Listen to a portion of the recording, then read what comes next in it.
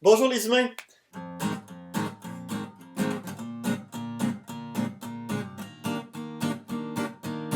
Ce matin, comme on est dans une période noire causée par le coronavirus, mais on voit dans une tasse de chat noir. Ceci étant dit, il y a de plus en plus de vidéos qui sortent sur le coronavirus. Il y a de plus en plus de gens qui imaginent des théories ou des choses comme ça sur ce qui se passe réellement, sur ce qui s'est passé jusqu'à présent, puis sur ce qui va se passer dans le futur. Et puis aujourd'hui, on est en droit de se demander est-ce que le coronavirus fait partie d'une hystérie collective? Bon, aujourd'hui, il y en a qui pensent que ce que je propose là en ce moment, c'est complètement stupide. Ceci étant dit, c'est pas le cas, c'est pas le cas de tout le monde. Il y a tout de même une certaine hystérie à travers le coronavirus. L'hystérie collective, les premières fois qu'on peut en entendre parler, c'est probablement autour des épidémies dansantes qui ont eu lieu au Moyen-Âge en Europe. Il y a des gens qui auraient commencé à danser jusqu'à n'en mourir en Europe à certains moments. Il y a certaines personnes qui, aujourd'hui, commencent à penser que le coronavirus ne serait qu'une fabulation de la population. Bon, un peu après que j'ai commencé à tourner cette vidéo-là, il y a une vidéo d'un jeune homme qui est sorti, et puis j'ai dû l'intégrer dans une nouvelle vidéo aujourd'hui. Cette personne-là prétendrait que le coronavirus n'est que tout simplement une sortie de l'imagination des dirigeants. Il nous explique plus ou moins pourquoi il y aurait eu cette création-là, mais bref, le coronavirus serait tout simplement inventé de toutes pièces, puis on créerait des quarantaines aujourd'hui qui seraient complètement factices, les personnes qui seraient mortes ne seraient pas réellement mortes. Lui, ce qu'il nous dit, c'est qu'on nous force à être à l'intérieur pour nous cacher des choses qui se passeraient à l'extérieur. Ça fait partie des multiples théories conspirationnistes qu'on peut voir sur Internet. Puis, il y en a d'autres, entre autres, qui ont sorti cette semaine, plutôt en Europe, on en a moins entendu parler au Québec, qui nous aurait dit que le coronavirus, en réalité, aurait été une création pure et dure d'un laboratoire franco-chinois à Wuhan qui aurait laissé échapper le virus pour pouvoir vendre plus de vaccins. Aujourd'hui, on ne débattra pas vraiment de ces théories conspirationnistes-là parce que, sincèrement, moi, j'y crois pas. Puis il y a beaucoup de gens qui font des vidéos là-dessus. Je vous invite à aller voir la vidéo du débunker des étoiles là-dessus. Il vous explique en long, en large, à gauche, à droite, pourquoi c'est pas un virus qui sort d'un laboratoire franco-chinois, puis pourquoi cette théorie-là est complètement stupide, en fait. Puis nous, on va se pencher plus sur l'hystérie collective du coronavirus. Est-ce que le coronavirus est une invention de toutes pièces des gouvernements et des associations internationales, tout simplement pour nous garder à l'intérieur de chez nous, puis pour faire mal à l'économie internationale? Ben ça se peut pas, en fait. Ça se peut pas que ce soit ça. C'est juste impossible que les gouvernements internationaux aient tout simplement inventé ce virus-là pour faire mal à leur propre économie. On fait mal à notre économie en imposant des mesures sanitaires aux gens. Puis ces mesures sanitaires-là sont là pour nous protéger essentiellement, pour protéger la vie des gens, des gens qui composent la société, de la population en général. Pourquoi il n'y a aucun intérêt à faire ça? Ben, c'est pas compliqué. Le gouvernement qu'on élit au Canada, c'est un gouvernement qui est au service de la population. Puis qu'on le veuille ou non, à force d'étudier les régimes politiques, à force d'étudier les dirigeants, à force d'étudier les décisions politiques à travers mon parcours universitaire, je me suis rendu compte d'une chose, c'est que peu importe la personne, peu importe son poste, peu importe à quel point on peut penser que cette personne-là est méchante ou mauvaise, en réalité, la plupart des gens qui sont sains d'esprit sont fondamentalement bons. Ils croient faire ce qu'il y a de mieux pour les gens qui les entourent, pour leur pays ou pour leur communauté. Donc maintenant, si on se ramène aux instances internationales, les instances internationales et les relations internationales ne sont qu'un ensemble de chefs d'État et d'États qui traitent ensemble pour développer des stratégies à l'échelle mondiale pour être capable d'arriver à régler des problèmes qui sont communs partout sur la planète. On peut penser aux problématiques de pauvreté qui étaient un peu plus présentes auparavant, aux problématiques environnementales actuellement, puis ce qui est beaucoup plus actuel encore, c'est les problématiques de santé, entre autres liées au coronavirus. Les instances internationales n'étant que des groupements d'États et de chefs d'État, ben, comme tous ces États-là n'ont qu'à cœur le confort, la santé et la sécurité des gens qui composent leurs États, il n'y a rien qui permet à ces chefs d'État-là de risquer la sécurité financière, la sécurité alimentaire, la sécurité sanitaire de leur population, tout en permettant d'être réélu par la suite, parce qu'on va s'entendre que dans la plupart des instances internationales, oui, il y a encore des dictatures, mais dans la plupart des cas, c'est quand même des démocraties, donc la population vote pour ces gens-là, puis ces dirigeants-là voudraient faire quelque chose qui va carrément à l'encontre du bien de la population pour leurs intérêts à eux. C'est complètement irréaliste, sincèrement. Pour pouvoir croire que les chefs d'État et les instances internationales inventent le coronavirus, il faut tout simplement ne pas savoir comment fonctionnent les instances internationales et comment fonctionne un gouvernement.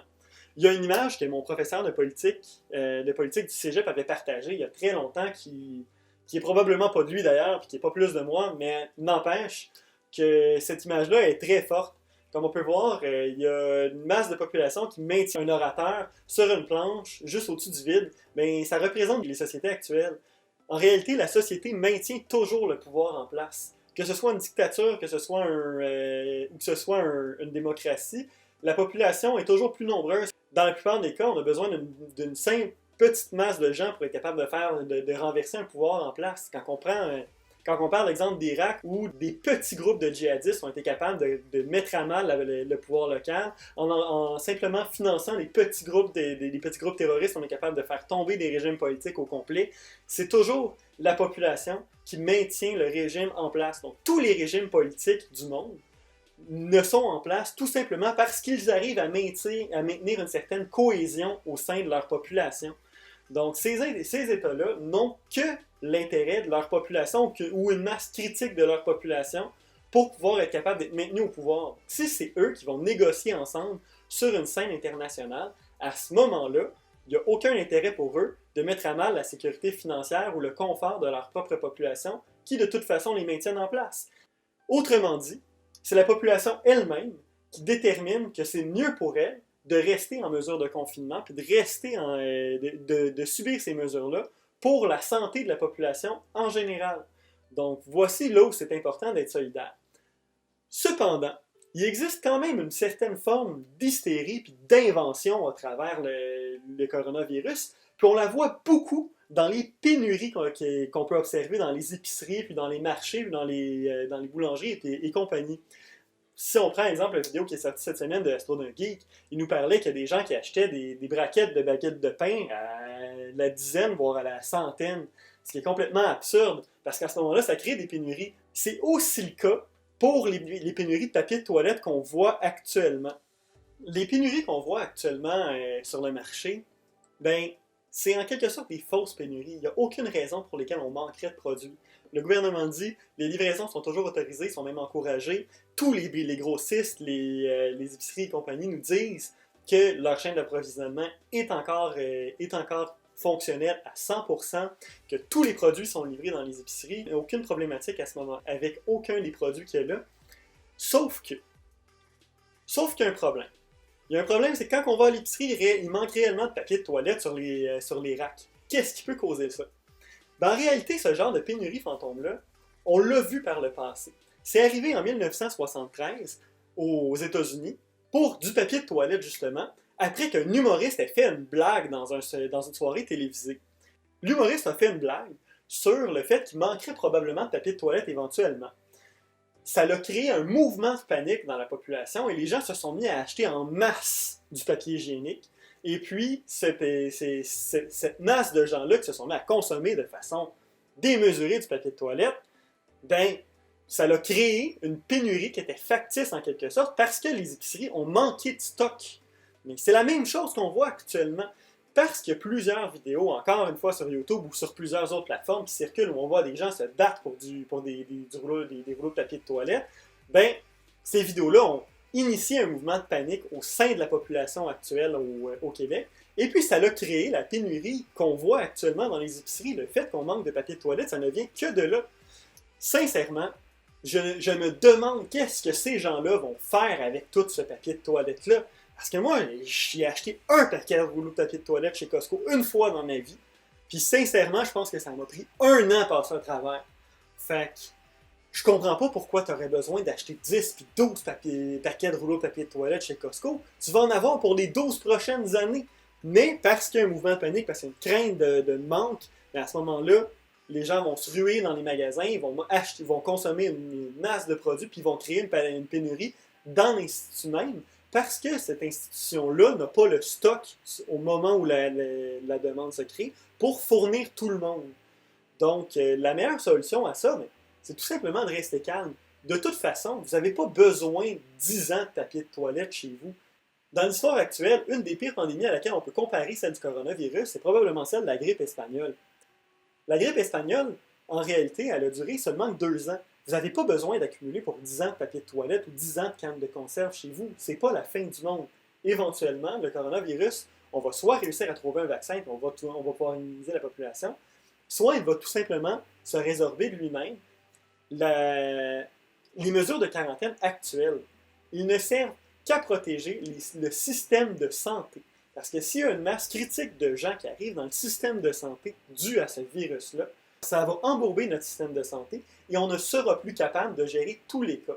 Même si vous risquez rien par rapport au coronavirus, ce qui peut arriver, c'est que s'il y a une masse, surtout dans des populations comme la population canadienne, où on a une masse critique de personnes âgées par rapport aux gens qui sont jeunes, bien, les personnes âgées sont les gens les plus à risque de développer une complication suite à une infection par le coronavirus. Si cette masse de gens-là se retrouve dans le système de santé, ils vont occuper les places qui pourraient être occupées par des gens qui sont plus gravement blessés.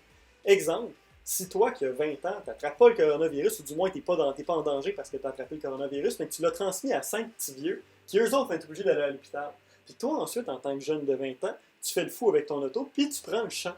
Ben, tu te blesses gravement, puis que l'ambulance a besoin d'aller te chercher, puis t'amener à l'hôpital, mais que les 5 personnes que tu as rendues malades à cause du coronavirus, ben, occupent les 5 lits disponibles que tu aurais pu prendre toi en tant qu'accidenté de la route, ben, tu vas mourir au bout de ton sang sur une civière parce que tu n'auras pas été vu par un médecin, parce que lui, il va être occupé avec les cas de coronavirus. Donc, c'est ça qui nous amène à la réelle pénurie qui nous cause un problème ici au Québec.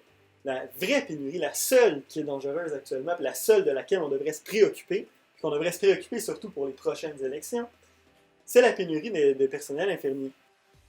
Depuis déjà 10 ans, les infirmières et les infirmiers du Québec mettent de la pression sur le gouvernement pour améliorer leurs conditions de travail, pour être capable d'avoir des meilleurs salaires, puis surtout qu'on arrête de les forcer à faire du temps supplémentaire. Parce qu'actuellement, on a ce qui s'appelle des TSO au Québec, du temps supplémentaire obligatoire.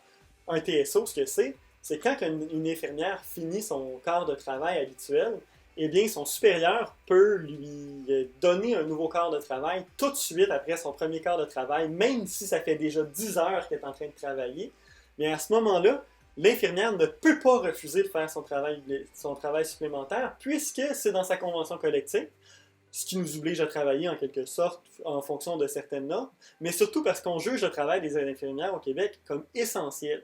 Ce qui fait en sorte que les conditions de travail des infirmières sont tellement mauvaises actuellement qu'il y a de moins en moins de gens qui veulent devenir infirmiers ou infirmières. Même si on fait beaucoup de publicité là-dessus, les gens sont de moins en moins intéressés par la profession à cause du manque de conditions de travail adéquates pour eux. Ce qui fait en sorte que ça crée une pression sur notre système hospitalier parce que le système hospitalier est en manque de personnel. Comme il est en manque de personnel, il donne plus de temps supplémentaire obligatoire. Parce qu'il donne plus de temps supplémentaire obligatoire, il y a de moins en moins d'infirmières. Ça nous embarque dans ce cercle vicieux-là. Donc, là où on devrait faire réellement attention à travers cette crise-là, c'est à ne pas surcharger notre système de santé, entre autres pour le manque de personnel hospitalier, mais surtout, aux prochaines élections, il faudrait surtout penser, si on est encore dans notre vision sanitaire de la chose, au gouvernement qui nous permettrait d'améliorer les conditions de travail, surtout des infirmières. Parce que si on veut gérer une crise comme ça qui pourrait se représenter à l'avenir, ben c'est eux qui vont maintenir sur leurs épaules le système de santé essentiellement. Pas les médecins, pas les spécialistes, essentiellement des infirmières. Parce que c'est eux qui traitent les petits bobos, les petits bobos, c'est eux qui traitent la majorité des bobos en fait à l'hôpital. Fait que si on manque d'infirmières, ben, la plupart des gens qui ont des problématiques, ben, ils n'auront pas de personnel pour être capable de se faire soigner, point barre. Donc, plutôt que de se concentrer sur des gouvernements qui, je ne sais pas moi, essaient de limiter l'immigration, qui sont un petit peu, qui en réalité pourraient solutionner le problème des infirmières, on devrait se concentrer sur un gouvernement qui va favoriser les meilleures conditions de travail pour ces infirmières-là. Puis ça devrait réellement affecter notre comportement. Ça devrait changer notre façon de voter. Ça devrait être un enjeu social. Beaucoup plus que est-ce qu'on va manquer de papier de toilette ou non. Ça, c'est complètement ridicule parce qu'en quelque sorte, si les épiceries n'en manquent pas, à un moment donné, les gens qui sont crinqués et qui en achètent 50 paquets actuellement, éventuellement, ils vont revenir du papier de toilette à l'épicerie. Fait que vous allez être capable d'en retrouver, puis vous n'aurez pas cette problématique-là. Sur ce, je vous souhaite une bonne fin de journée. À la prochaine.